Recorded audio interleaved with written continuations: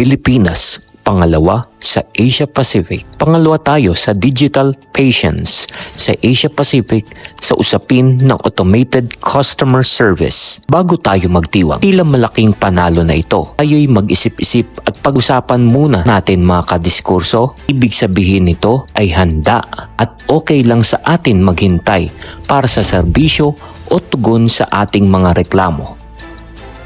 Mga kadiskurso, ilang beses ka na bang nakikanta sa automated music habang nag-iintay kang balikan ng kausap mo dahil nagrereklamo ka sa iyong telco company? Malamang sa madaming beses, kumukuya-kuy ka pa.